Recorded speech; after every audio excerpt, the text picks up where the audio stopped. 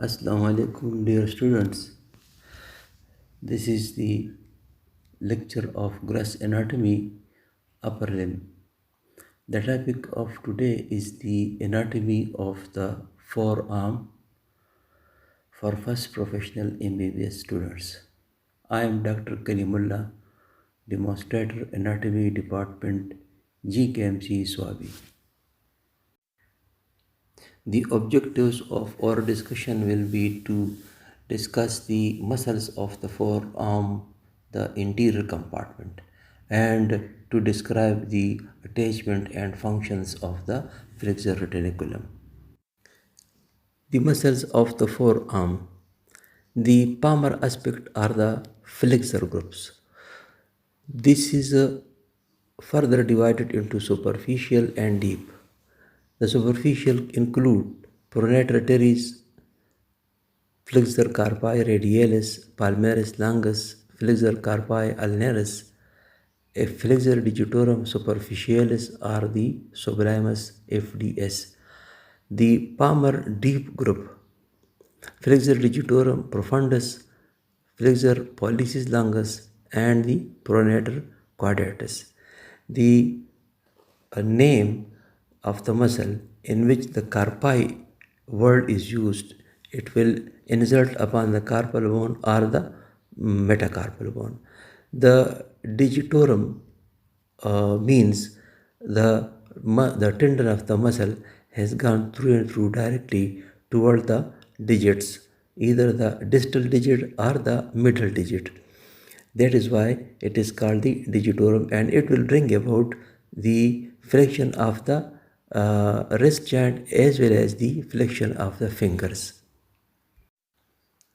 A general concept about the interior compartment muscles. The superficial group, as has been shown on the right side in the diagram, they all arise from the medial epicondyle and insert upon the carpal or the metacarpal bones. So they cross both of the joints, the elbow and the wrist joint. So they will bring about flexion at the elbow and flexion at the wrist. The digitorum muscles, the flexor digitorum superficialis and flexor digitorum profundus, they will bring about flexion of the fingers and the wrist as well. All these muscles are supplied by the median nerve except the flexor carpi ulnaris, which is supplied by the ulnar, and medial half of the flexor digitorum profundus muscle, which is supplied by the ulnar nerve. Now the muscles of the superficial group one by one. The pronator teres. It arises from the medial epicondyle and by an ulnar head from the coronary process of the ulna, as has been shown in the diagram over here. And its action is pronation of the forearm and flexion of the elbow, and it is supplied by the median nerve, the palmaris longus muscle.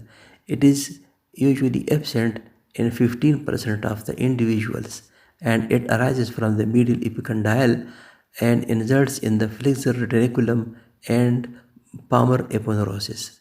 Its action is it flexes the forearm and the hand. The flexor carpi radialis arises from the medial epicondyle, inserts upon the second and third metacarpal bone, and flexes and abducts the hand. It abducts the hand because its tendon is lying on the attached on the lateral side of the hand. Then the flexor carpi ulnaris. It arises from the medial epicondyle and the oligocranial process of the ulna, and its insertion is upon the pisiform hamate and base of the fifth metacarpal bone. Its nerve supply is from the ulnar nerve, and flexion is the main action, and it adducts the wrist because it is present on the medial aspect against to the FCR. The flexor digitorum superficialis arises from medial epicondyle coronary process of ulna and oblique line of the radius, as has been shown in the diagram. It splits at the wrist into four slips or four tendons, and all these tendons they insert upon the middle phalanges of the four fingers.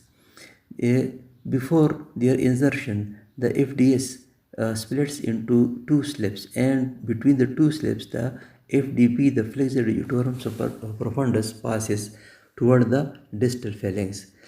Its action is it flexes the proximal interphalangeal joint and flexes the hand and the forearm. Now in the lower diagram in this slide you can see the tendons are supported by some structures, thread-like structures, the VL and the VB. The VL is called the vincula longa and the VB is called the vincula breva. In the other diagram, there is a test for the FDS. Whenever there is no other muscle supplying the same area, we perform a test for that particular area, another test the muscle and ultimately the nerve, whether the nerve is functioning or not.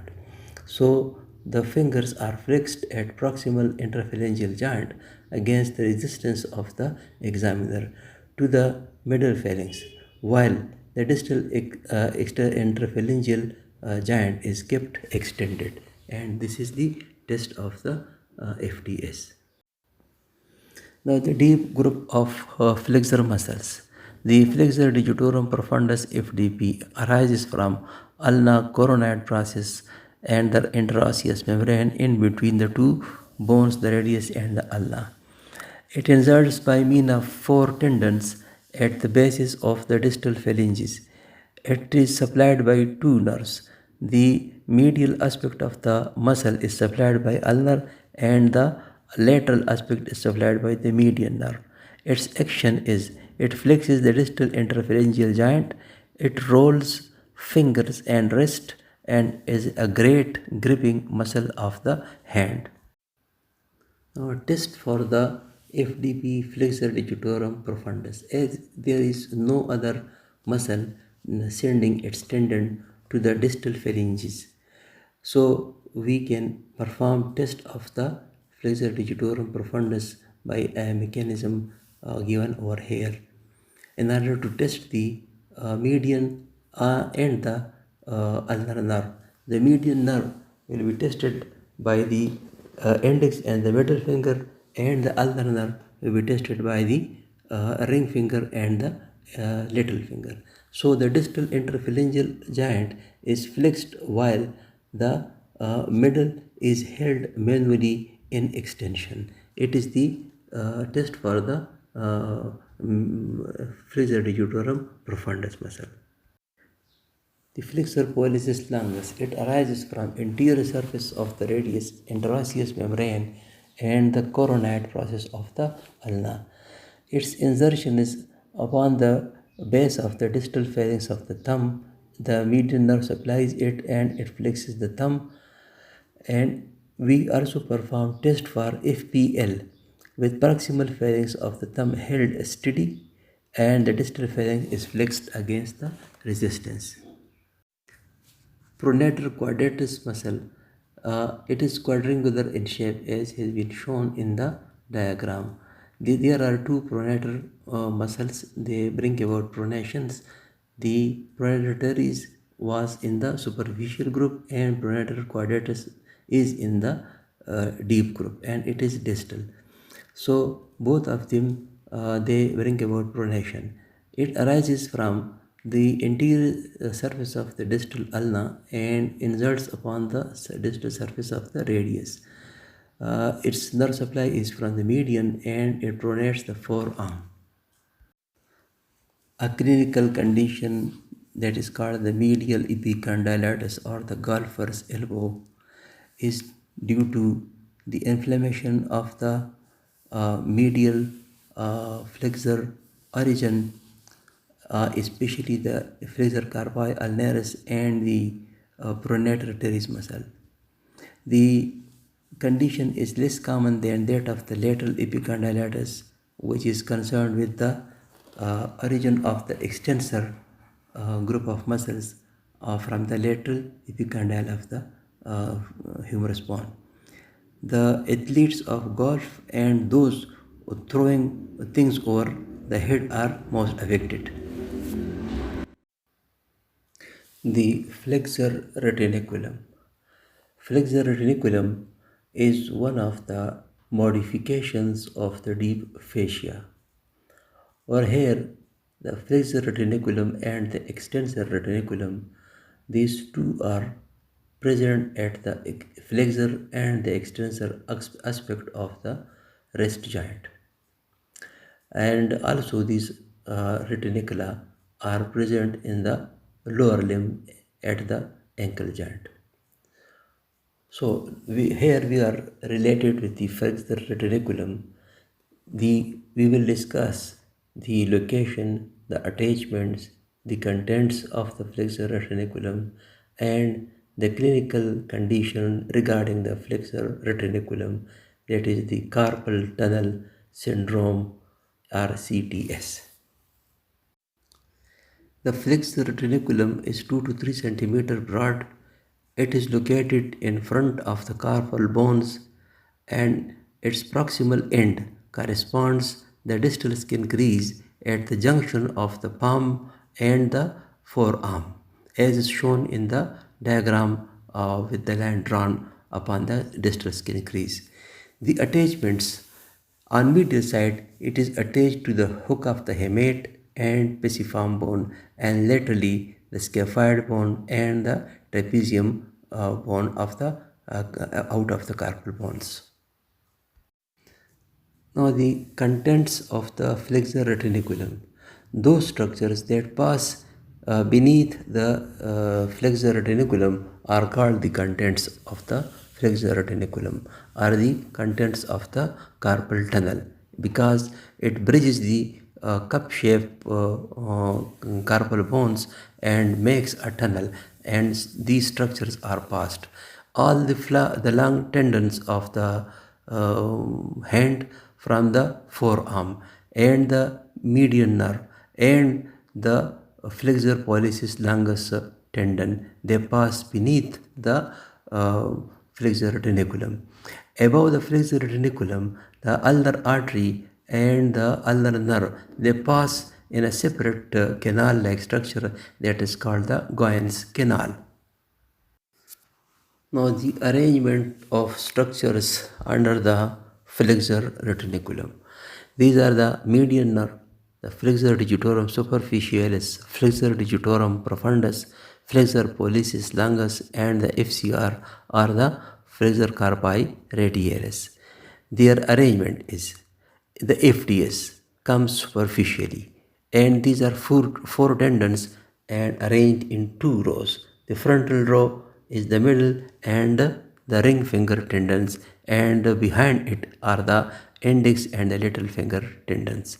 The flexor digitorum profundus is deep to the superficialis tendons, and these are four in number, and they pass in a common flexor sheath. The third number, the flexor pollicis longus and flexor carpi radialis, they lie in their separate sheaths, and the median nerve is passing between the flexor digitorum superficialis and the flexor carpi radialis tendons, as is shown in the diagram of the hand or hair. The structures passing outside the flexor retinaculum are the ulnar artery and nerve, passing in a separate canal above the pisiform bone, and this particular canal is called the Goyen's canal, as is shown in the figure. The pale yellow is the nerve, and the red you see in the Goyen's canal is the ulnar artery. The PL, the palmaris longus tendon, it has no bony insertion, rather it is inserted in the flexor retinaculum and continues as the palmar aponeurosis. Flexor retinaculum is crossed by the palmar cutaneous branch of the median and the ulnar nerve, and the superficial palmar branch of the radial artery.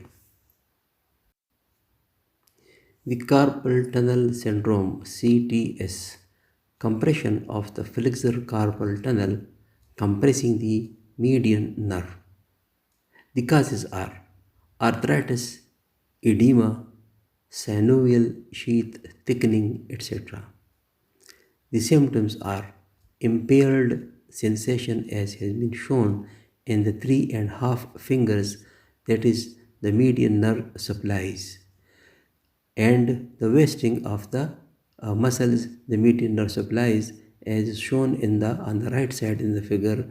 The hypothenar eminence is depressed. This is the weakness of the wasting of the hypothenar muscles, which is supplied by the median nerve.